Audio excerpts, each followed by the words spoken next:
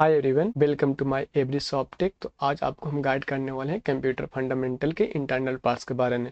आपको lesson number 1 में आपको हम बता चुके हैं कंप्यूटर के हिस्ट्री के बारे में और एक्सटर्नल पार्ट्स के बारे में। तो आप लेसन नंबर 1 को ज़रूर देखें। तो इस कंप्यूटर पार्ट्स में आपको इंटरनल पार्ट्स में रैम के बारे में बताएंगे, ग्राफिक्स कार्ड के बारे में बताएंगे, मदरबोर्ड के बारे में बताएंगे। जो भी इंटरनल पार्ट्स होगा आपको इमेज के साथ एक्सप्लेन भी करेंगे और उसका यूजेस भी बताएंगे। तो ये है एस एम पी एस का फुल फॉर्म होता है switch mode power supply. Is the crucial computer component that convert high voltage AC. कितना वोल्टेज लेता है? एसी लेता है 110 वोल्टेज से 220 वोल्ट तक इंटू स्टेबल लो वोल्टेज। इस किस अब क्या स्टेबल होता है? लो वोल्टेज में, जो कि डीसी पावर सप्लाई करता है। डीसी पावर सप्लाई करता है तो इसमें टाइपिकली जो पावर होता है अलग अलग वायर में 3.3 वोल्ट, 5 वोल्ट एंड 12 वोल्ट होता है। Need by the components like motherboard, CPU and hard drive को पावर देता है। तो यहाँ पे देख रहे हैं केबल, पहले इसको ऑन कैसे किया जाता है। तो इसमें पावर केबल को लगाइए, यहाँ पे पावर केबल को इंसर्ट कर लीजिए, यहाँ से इसको ऑन कर लीजिए। ऑन करने के बाद मदरबोर्ड को ऑन कर लीजिए। मदरबोर्ड को ऑन कीजिएगा तो सारे इसमें पावर आने लगता है। अब यहाँ पे कंप्यूटर में अभी जो भी यहाँ पे एसएमपीएस है, इसमें सब वायर में अलग अलग वोल्टेज आता है। आपको अभी बताए हैं 3.3 वोल्ट, 5 वोल्ट और 12 वोल्ट। तो सब वायर में अलग अलग वोल्टेज आता है। अगर एसएमपीएस को चेक कैसे करें बगैर मदरबोर्ड में इंस्टॉल किए बिना, एसएमपीएस को कैसे चेक किया जाता है? डायरेक्टली सिर्फ पावर दो और इसमें कौन सी वायर को टच करेंगे कि वो एसएमपीएस ऑन हो जाएगा। तो आपको यहाँ पे जो वायर होगा, आपको इसमें टोटल कितना पिन होता है? 24 पिन का होता है। 24 पिन में आपको जो एक वायर मिलेगा, एक ग्रीन वायर मिलेगा और एक मिलेगा आपको ब्लैक, जो कि ग्राउंड होता है। तो दोनों ग्रीन वायर को ब्लैक वायर को जम्फर कीजिएगा। जम्फर का मतलब होता है मिला देना, दोनों को मिलाइएगा तो क्या हो जाएगा? एसएमपीएस ऑन हो जाएगा। अगर एसएमपीएस ठीक रहेगा तो ऑन हो जाएगा, अगर ये खराब होगा तो बिल्कुल ऑन नहीं होगा। ये हो गया एसएमपीएस। देखते हैं हम लोग मदरबोर्ड के बारे में। Motherboard is the main printed circuit board. इसको प्रिंटेड सर्किट बोर्ड बोला जाता है। तो शॉर्ट नेम है PCB. In computer acting as the central hub. Computer के एक सेंट्रल हब होता है जो connect and allow communication between all essential components including the CPU, memory, RAM, storage, hard drive and graphics card. सारा किससे communication करता है? तो मदरबोर्ड से। मदरबोर्ड में जितना भी होता है, जैसे रैम इंस्टॉल हो गया, एक्सपेंशन स्लॉटेड हो गया, जैसे ग्राफिक्स कार्ड हो गया, ठीक है, यहाँ पे अगर प्रोसेसर लगाया जाता है, ठीक है, तो जितना भी फिजिकल पार्ट्स जो होता है सारा मदरबोर्ड से कनेक्ट होता है। जैसे कि हो गया कीबोर्ड हो गया, माउस हो गया, प्रिंटर हो गया, वीजीए केबल यानी कि मॉनिटर यहाँ पे कनेक्ट हो गया, आपको ऑडियो केबल कनेक्टेड हो गया, यूएसबी हो गया, इथरनेट केबल हो गया। सारा किससे कनेक्ट हो रहा है? तो मदरबोर्ड से कनेक्टेड हो रहा है। का मतलब होता है मम्मी। मदर का मतलब होता है मम्मी। मम्मी के जैसे बिहेवियर करता है। मम्मी का काम क्या? बाल बुतरू को संभाल कर रखना। जैसे जैसे जितना भी डिवाइसेस कनेक्टेड होता है मदरबोर्ड में, जैसे कि कीबोर्ड हो गया, माउस हो गया, ठीक है, तो सारा को मैनेज कौन करता है? आपको यहाँ पे मदरबोर्ड करता है। अब मदरबोर्ड ऐसे काम नहीं करेगा, इसके लिए मम्मी के साथ पापा होना जरूरी है। तो यहाँ पे आपको सीपीयू लगाना पड़ेगा, ठीक है। सीपीयू जो हो गया, पापा हो गया, जब तब तक मम्मी से कनेक्ट नहीं हो पाएगा तब तक ये मदरबोर्ड काम नहीं करेगा, बिल्कुल नहीं करेगा। तो जब तक सीपीयू को आपको इंस्टॉल करना होगा, ठीक है ना, मदरबोर्ड में, तभी मदरबोर्ड प्रॉपर वर्क करेगा। अब मदरबोर्ड का यानी कि जो पीसीबी, इसको पीसीबी का आप ही बताएं, प्रिंटेड सर्किट बोर्ड होता है। इसका मतलब हो गया जितना भी इस पर कंपोनेंट्स को लगाया गया है, जैसे कैपेसिटर हो गया, ये सब यूएसबी यहाँ से लगाया गया, हब लगाया गया है, ठीक है, सीमोस बैटरी इंस्टॉल किया गया, जितना भी चिप छोटा छोटा आईसी को इंक्लूड किया गया है। जब सारा आईसी वगैरह सारा जो कंपोनेंट्स इस पर अटैच होता है, तभी इसको हम लोग बोलेंगे क्या? PCB.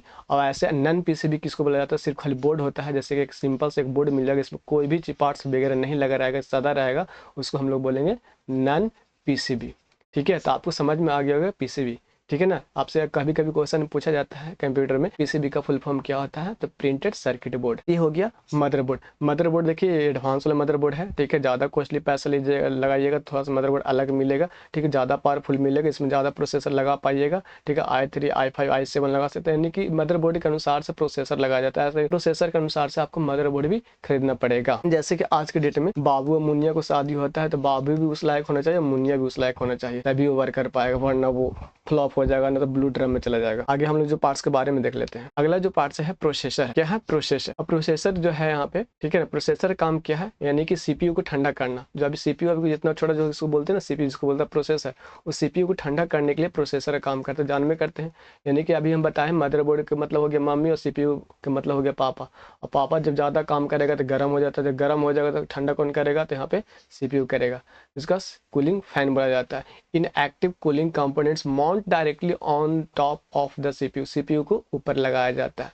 Dissipate heat generate during operation, जब भी आप कुछ एप्लीकेशन वगैरह रन करते हैं तो हीट ज़्यादा होता है, उसको हीट को नष्ट करने के लिए सीपीयू का फैन का यूज किया जाता है, जिसको बोला जाता है कूलिंग फैन, प्रोसेसर फैन इसको भी बोला जाता है। Blowing air through a metal heat sink, ये क्या कहता है, जो भी जब फैन चलता है तो मेटल हीट सिंक के साथ किया जाता है, हवा जाता है तो इसको ठंडा कर देता है सीपीयू का। इंपॉर्टेंट एक चीज देख लेंगे हम लोग, ठीक है ना। Without A functioning cooling fan processor can reach temperature exceeding, अगर आपका प्रोसेसर गर्म होकर 100 डिग्री सेल्सियस तक चला जाएगा तो causing the computer to crash और the CPU to fail, CPU क्या हो जाएगा, आपको फेल हो जाएगा, ठीक है ना, क्रैश हो जाएगा, मदरबोर्ड जल जाएगा ओवरहीट के कारण।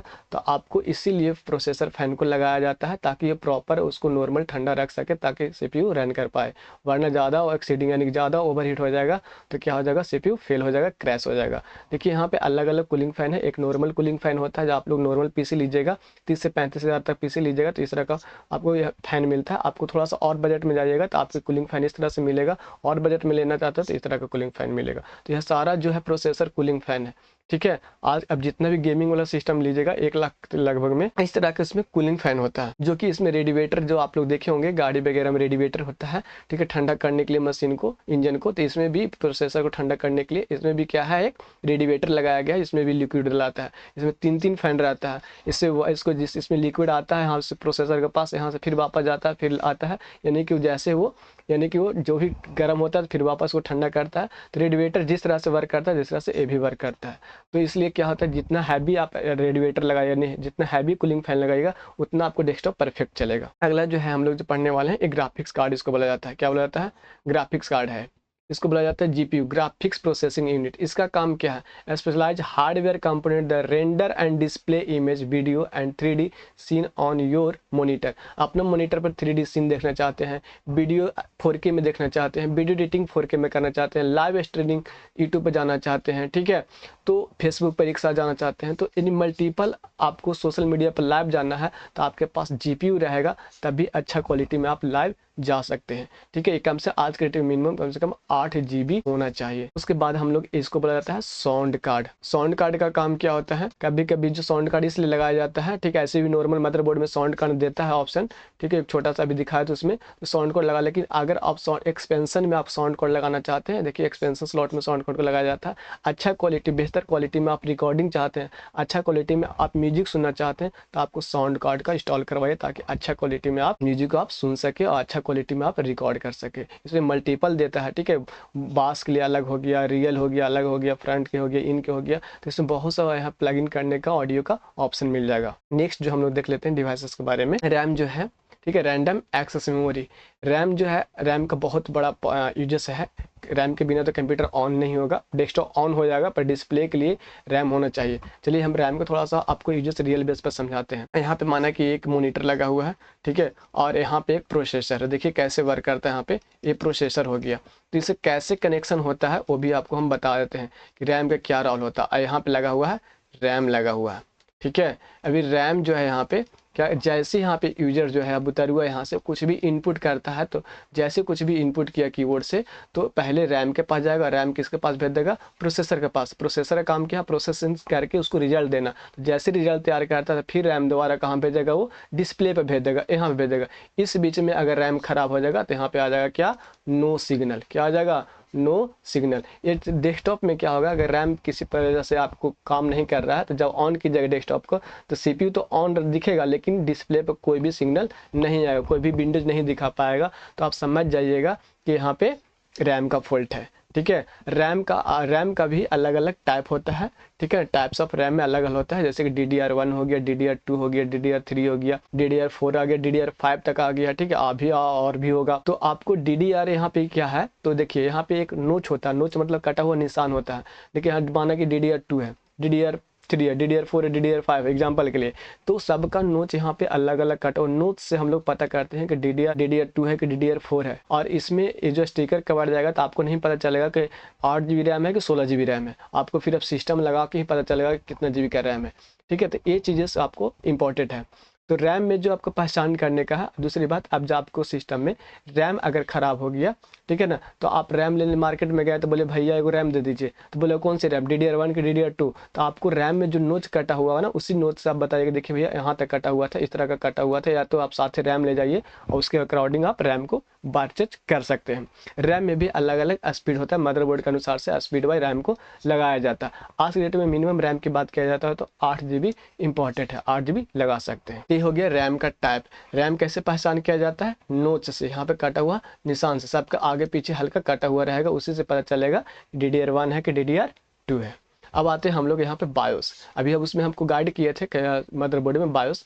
बायोस में क्या है, बायोस के फुल फॉर्म होता है बेसिक इनपुट आउटपुट सिस्टम। इसमें आपको मदरबोर्ड में एक बताया था कि देखिए एक सीमोस बैटरी होता है। इस सीमोस बैटरी का काम क्या रहता है, बायोस का अपडेट करके रखना। इसमें एक प्रोग्रामिंग होता है मदरबोर्ड का, इसमें क्या होता है, प्रोग्रामिंग होता है। जब भी अगर आपके पास सिस्टम होगा ना तो बायोस ओपन किए होंगे, बायोस में क्या हो गया, पासवर्ड लगाना। एक बायोस में पासवर्ड लगाना यानी कि मदरबोर्ड में पासवर्ड लगाना, एक हो गया विंडोज पासवर्ड लगाना। तो मदरबोर्ड में पासवर्ड लगाने के लिए आपको बायोस में ही प्रोग्राम होता है। अगर बायोस अगर करप्टेड कर गया तो आपको सिस्टम बिल्कुल ऑन नहीं होगा, उसको मदरबोर्ड को समझ ही नहीं आएगा कि पावर कहाँ कहाँ देना है, ठीक है। तो ये बायोस ही सारा पावर को मैनेज करता है, कौन से हब में यानी कौन से USB में पावर देना है, प्रोसेसर फैन को कितना स्पीड में चलाना है, कितना स्पीड में हमको सेट कर सकते हैं, सारा बायोस में इन्फॉर्मेशन होता है। जब फॉर्मेटिंग कीजिएगा, जब भी सिस्टम में नया विंडोज ऑपरेटिंग सिस्टम को इंस्टॉल कीजिएगा, जब तक बायोस नहीं ओपन कर पाइएगा तब तक नया ऑपरेटिंग सिस्टम इसमें इंस्टॉल नहीं कर सकते। अलग भी प्रोसेस है कि आप दूसरे सिस्टम इंस्टॉल करके अपने सिस्टम में डाल सकते हैं, लेकिन जो रियल बेसिस पर है, अगर अपने सिस्टम में इंस्टॉल करना होगा तो आपको बायोस को ओपन करना होगा।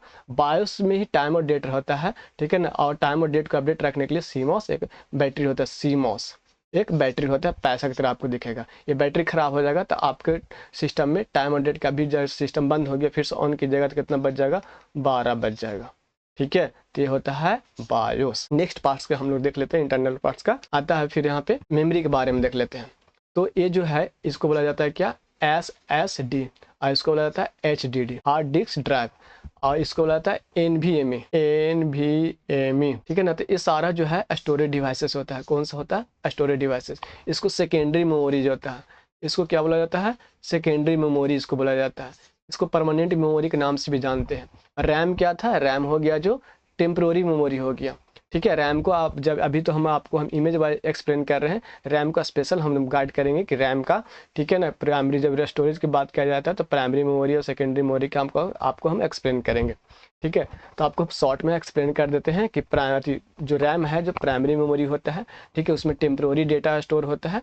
रैम में कौन सा डेटा स्टोर होता है, टेम्प्रोरी डेटा स्टोर होता है। टेम्प्रोरी कहने का मतलब है कि अगर अभी MS वर्ड में कोई भी चीज़ को आप डिजाइन कर रहे हैं और सेव नहीं किए हैं, जब तक आप डिजाइन कर रहे हैं, ठीक है, तब तक इसके पास है, रैम के पास है। और जैसी कंट्रोल इस करके सेव करते हैं तो चला जाता है सेकेंडरी मेमोरी के पास, ताकि हम कभी भी उसको हम एक्सेस कर सकते हैं। तो ये जितना भी है ये मेरे पास क्या है, ये सेकेंडरी मेमोरी है। ये जो हार्ड डिस्क होता है ये भी इंटरनल पार्ट्स है। इसके पहले जो था इसमें प्लेटर लगा रहता था, लेकिन अब जो मॉडल आ गया है इसमें अब SSD आता है। सारा में अब SSD आने लगा क्योंकि SSD फास्ट होता है। चलते हैं इसको कनेक्शन की बात कर लेते हैं। ये जो रेड वाला केबल बोला जाता है इसको SATA केबल बोला जाता है, ठीक है। और इसको बोला जाता है हार्ड डिस्क का जो पावर देता है कनेक्शन, यानी कि कोड होता है, ठीक है। जिससे कहाँ कहाँ कनेक्ट किया जाता है तो देख रहे हैं ये जो छोटा वाला यहाँ पे देख रहे हैं, ये वाला देखिए, आपको हम यहाँ से मार्क कर रहे हैं, ये होता है, इसमें रेड वाला वायर आपको कनेक्शन होगा। कौन सा वायर, ये वाला कनेक्शन होगा। और ये जो बड़ा वाला यहाँ पे देख रहे हैं ना, ये इसमें पावर लगाया जाता है, ठीक है। ये पावर इसमें, एक कनेक्शन इसमें होगा। और ये वाला को कहाँ पे कनेक्शन होगा तो SMPS में इसको कनेक्ट कर सकते हैं। इसमें SMPS में होता है, आपको मिल जाएगा कोड, इसमें आप प्लग इन कर सकते हैं। हो गया SSD, तो सेम ही चीज़ से इसको भी आप इससे कनेक्ट कर सकते हैं, टाटा केबल से। पावर भी इसी तरह से आप दे सकते हैं। ये हो गया SSD में क्या होता है, चिप होता है, छोटा छोटा चिप होता है, ठीक है। चिप में ही स्टोर करता है डेटा, लेकिन इसमें एक प्लेटर होता है, CD कैसेट जैसा एक मैग्नेटिक प्लेटर होता है, इसलिए अब आज के डेट में स्लो हो गया है और SSD फास्ट हो गया, ठीक है। अब आते हैं यहाँ पे NVMe जो है आज के डेट में बहुत फास्ट है, ठीक है, स्टोर करने के लिए। तो आप जब भी सिस्टम ले तो NVMe लगवाएं उसमें। NVMe और SSD में ये डिफरेंट है कि डायरेक्ट मदरबोर्ड से अटैच होता है, लेकिन इसको अटैच करने के लिए एक केबल से अटैच किया जाता है, ये डिफरेंट हो गया। दूसरी बात है कि NVMe SSD के मुकाबले NVMe स्पीड ज़्यादा होता है। आगे हम लोग देख लेते हैं। इसको बोला जाता है एक्सटर्नल, इसको बोला जाता है, ठीक है, एक्सटर्नल USB वाईफाई अडेप्टर है, ठीक है। इसका जब आप नॉर्मल सिस्टम लीजिएगा तो उसमें वाईफाई का वाईफाई का फंक्शन नहीं होगा, यानी कि डेस्कटॉप खरीदेगा तो वाईफाई का उसमें फंक्शन नहीं होता है। तो वाईफाई को यानी कि आप हॉटस्पॉट से कनेक्ट करना चाहते हैं, इंटरनेट चलाना चाहते हैं, तो आपको यूएसबी वाईफाई अडेप्टर खरीदना होगा। ठीक है, और इसके बाद आता है यहाँ पे, इसको बोला जाता है डीवीडी राइटर, डीवीडी राइटर इसको बोला जाता है। ठीक है, इसका काम क्या है, पहले आप जो भी अगर आप सीपीयू खरीदिएगा, ठीक है, तो उसमें आपको अब आप अपने हिसाब से लगवा सकते हैं, ना भी लगवा सकते हैं। आज के डेट में तो सारा ड्राइवर वगैरह सब इंटरनेट पर सब ऑलरेडी अपलोडेड है, वहाँ से डाउनलोड करके आप इंस्टॉल कर सकते हैं। लेकिन पहले ये बहुत इंपॉर्टेंट होता था मदरबोर्ड में ड्राइवर डालने के लिए, तो पहले एक इंटरनल डीवीडी राइटर होता था, इसमें सीडी कैसेट लगाया जाता है, इसमें सीडी भी लगाया जाता था और डीवीडी भी लगाया जाता है। सीडी का कम्पैक्ट डिस्क, इसमें स्पेस होता था 700 MB और डीवीडी में होता था 4 GB 700 MB। ठीक है, इसको भी आप याद रखिएगा, कभी कभी पूछा जाता है कि सीडी में, ठीक है, कितना स्पेस होता है और डीवीडी में कितना स्पेस होता है। इसे रीड भी कर सकते हैं, राइट भी कर सकते हैं। रीड और राइट का मतलब होता है क्या, इसमें कैसेट पहले से उस कैसेट में डाला हुआ को आप देख भी सकते हैं, एक ब्लैंक कैसेट ला के उसमें कुछ अपने से डाल भी सकते हैं, तो इसीलिए इसको रीड राइट बोला जाता है। ये भी हो गया इंटरनल पार्ट्स। ये हो गया एक्सटर्नल यूएसबी सीडी राइटर। ठीक है, इसको भी सीडी राइटर इसको बोला जाता है। ये हो गया इंटरनल, आप मोबाइल में भी इसको यूज़ कर सकते हैं और कंप्यूटर में भी, लैपटॉप में भी यूज़ कर सकते हैं। देखिए इस प्रकार से होता है, इसको एक्सटर्नल पार्ट्स बोलते हैं। ये हो गया आपको वाईफाई अडेप्टर, जैसे ये हो गया थोड़ा सी ज़्यादा स्मार्ट हो गया, ज़्यादा टिकाऊ हो गया, लेकिन ये भी जो है ये भी वाईफाई अडेप्टर है। आपका सिस्टम, आपके डेस्कटॉप में वाईफाई नहीं है तो आप इसको मार्केट से खरीदना होगा, बोलिए हमको वाईफाई अडेप्टर दीजिए, आपको मिलेगा, इसके साथ सीडी कैसेट मिलेगा, इसका ड्राइवर होगा, उसको इंस्टॉल कीजिएगा। इंस्टॉल करने के बाद आपके सिस्टम में वाईफाई का ऑप्शन आ जाएगा और फिर अपना हॉटस्पॉट फोन से कनेक्ट कर पाइएगा। कैबिनेट हो गया, क्या हो गया, कैबिनेट का जो अंदर का जो होता है, देखिए बहुत सा पूरा फैन होता है, यानी कि पूरा ये जो कैबिनेट के अंदर के जितने भाग होता है उसको ठंडा करने के लिए इसमें बहुत सा फैन लगा, इसको आरजीबी फैन बोला जाता है। इसमें कलर होता है, फैन में लगा रहता है, एलईडी बल्ब लगा रहता है, देखने में अच्छा लगने के लिए इसको यूज किया जाता है। ठीक है, तो ये बोला जाता है, इसको कैबिनेट इसको बोला जाता है। कैबिनेट ये भी एक्सटर्नल पार्ट्स में आता है, लेकिन आपको इंटरनल के इसको हम गाइड कर देंगे। इसमें भी ऑलरेडी इसमें एक लगा रहता है फैन, जो को पूरा चेसिस को ठंडा करता है। ये हो गया आपको लैपटॉप। लैपटॉप में इंटरनल पार्ट्स की बात करते हैं तो यहाँ पे रैम लगा रहता है, यहाँ पे छोटा रैम लगा रहता है, यहाँ पे इंस्टॉल होता है रैम। इसमें भी होता है DDR1, DDR2, DDR3, DDR5, इसमें भी होता है। ये हो गया प्रोसेसर फैन हो गया, जिसमें बड़ा बड़ा फैन था पहले वाला डेस्कटॉप वाला फैन में, इसको प्रोसेसर फैन हो गया। इसको हीट सिंक इस प्रकार से होता है, कॉपर का बना रहता है। जब यहाँ पे हीट होता है, ये इसमें यहाँ पे होता है प्रोसेसर होता है, जब प्रोसेसर हीट होता है तो ये भी तांबा वाला जो कॉपर होता है हीट होता है, तो जब हीट होता है तो ये प्रोसेसर फैन इसको ठंडा करता है, फिर वापस ये नॉर्मल हो जाता है ताकि आपको कंप्यूटर ऑन रहे और चले। ठीक है, तो ये हो गया लैपटॉप। इस लैपटॉप में देखिए यहाँ पे हार्ड डिस्क लगा हुआ, इसको हटा के आप SSD भी लगा सकते हैं, दम दोनों सेम ही रहता है अपने अनुसार से। आज के डेट में अगर आपके सिस्टम में हार्ड डिस्क होगा तो उसमें आप SSD लगाइए, ताकि आपको सिस्टम बहुत फास्ट हो जाएगा। ये हो गया माइक वगैरह लगाने के लिए। अगर आपको इसको माइक को लगाने के लिए आप लैपटॉप में लगा सकते हैं, डेस्कटॉप में भी लगा सकते हैं। ये वायरलेस माइक हो गया, ठीक है, जो कि अभी आपको हम पढ़ा रहे हैं, वायरलेस माइक से पढ़ा रहे हैं। तो ये जो इसको रिसीवर बोला जाता है, यहाँ से बोलेगा तो रिसीव करेगा, इधर दे देगा आपको, सिस्टम में कनेक्टेड होता है।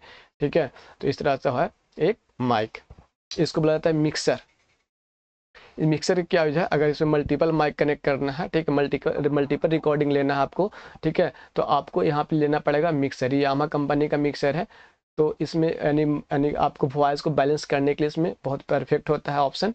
ठीक है, तो इस नॉइज वगैरह कैंसलेशन भी करता है, तो ये मिक्सर इंपॉर्टेंट रोल भी निभाता है वॉइस रिकॉर्डिंग करने के लिए। हम लोग देख लेते हैं इंटरनेट। इंटरनेट के काम कैसे हैं। तो आज के डेट में इंटरनेट सबसे ज़्यादा तो लोग ज़्यादा करके यूज़र हो गया, जियो का हो गया, एयरटेल का हो गया। ठीक है, तो आप भी कोई भी चीज़ के यूज़र होंगे, चाहे एयरटेल को या जियो का कोई भी हो। ठीक है, तो उसके थ्रू आप इंटरनेट लेते हैं। तो पहले जैसे एग्जांपल के लिए कोई कनेक्शन लेने लगा, ठीक है, किसका, जियो का। ठीक है, जियो कनेक्शन लेने के बाद पहले कहाँ डालता है, मोडेम में, मोडेम में से डालेगा, फिर राउटर में डालेगा, राउटर से फिर कहाँ डाल दिया, स्विच में। इसको बोला जाता है, क्या बोला जाता है, इसको स्विच बोला जाता है, इसको मैनेजेबल स्विच बोला जाता है। मैनेजेबल का मतलब क्या होता है, अभी आपको हम एक्सप्लेन करते हैं।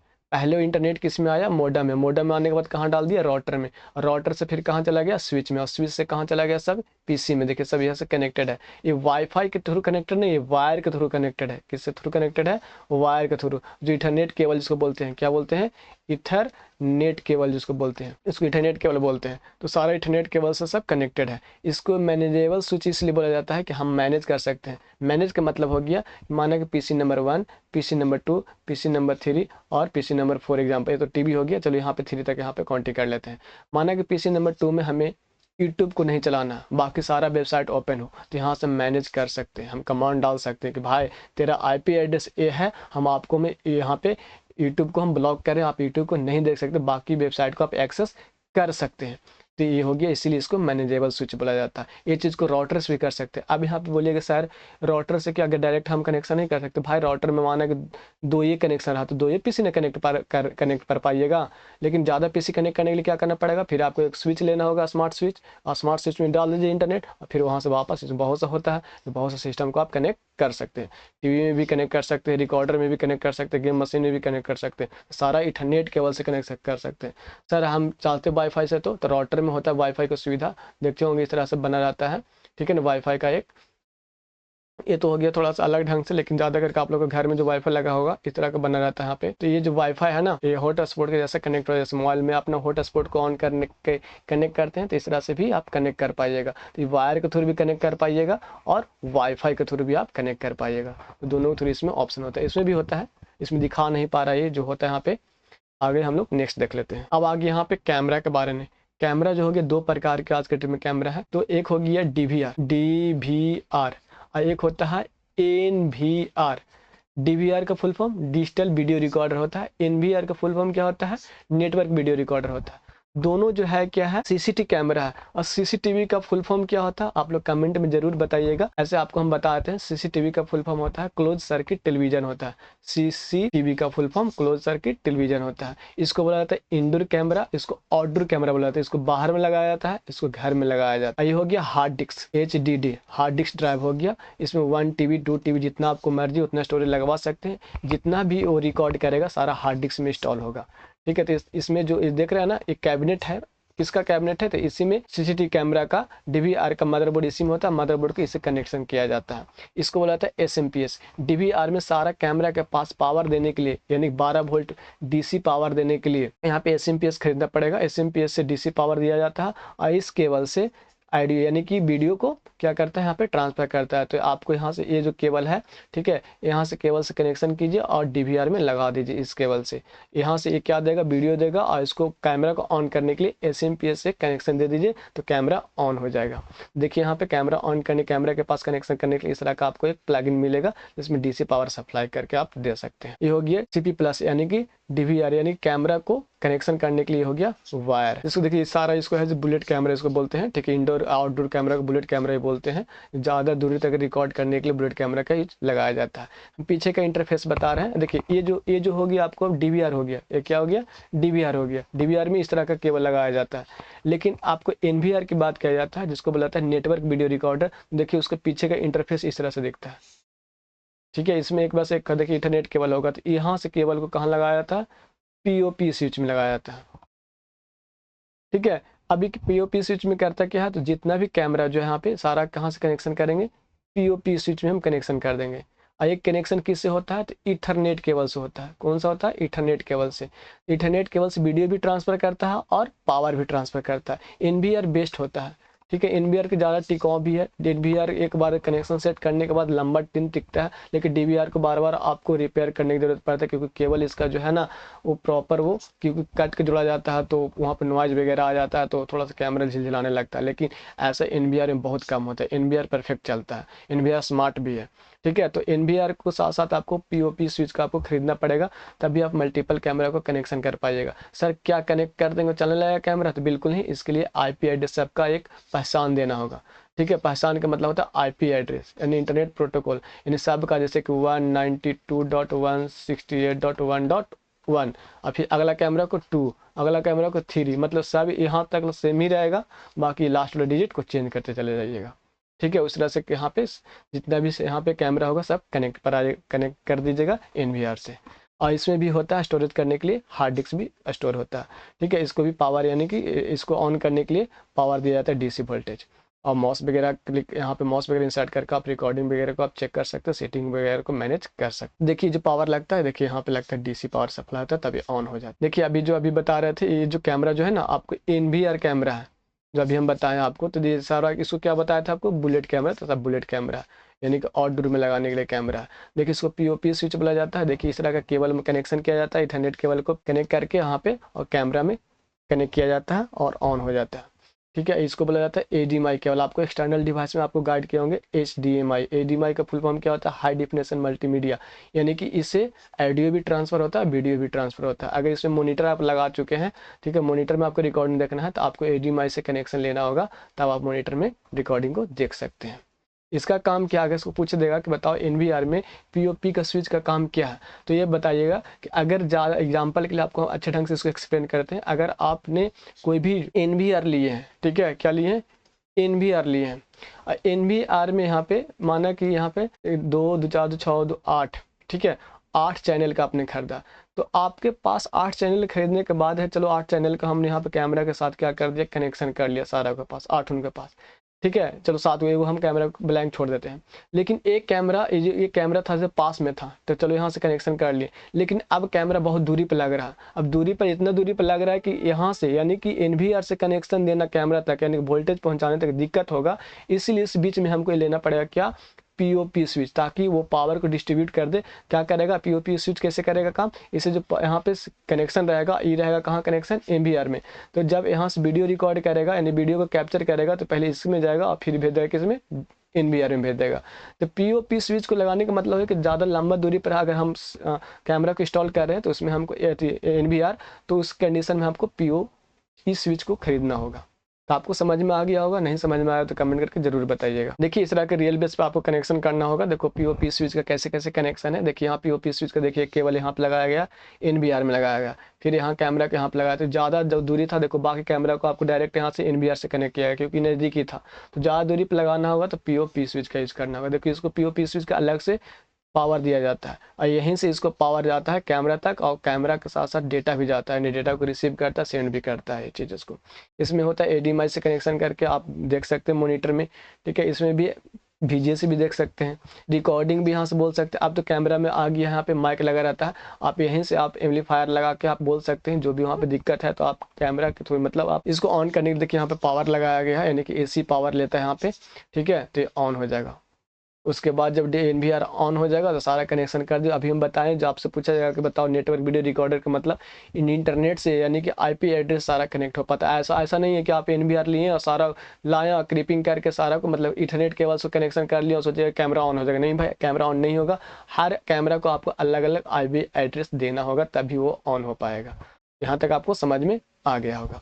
इसको जो देख रहे हैं PTZ कैमरा, इसको बोलते हैं PTZ कैमरा बोलते हैं। PTZ का मतलब होता है रोटेट करने वाला कैमरा, ठीक है ना, यानी कि 300 या 90 डिग्री हो गया, 360 डिग्री में क्या करता है? रोटेट करता है। इसमें भी स्पेशल होता है वाईफाई डायरेक्ट, आप एक सिंगल कैमरा होता है, इसी में मदरबोर्ड होता है, इसी में मेमोरी कार्ड लगा होता है, इसी में सब क्या होता है? रिकॉर्डिंग होता है। तो ये आप इसको या तो ये डायरेक्ट यहाँ पावर ही दे सकते हैं, या तो सोलर वाला सिस्टम होता है जो खुद यहाँ पे चार्ज होता है, इसमें होता है बैटरी सिस्टम।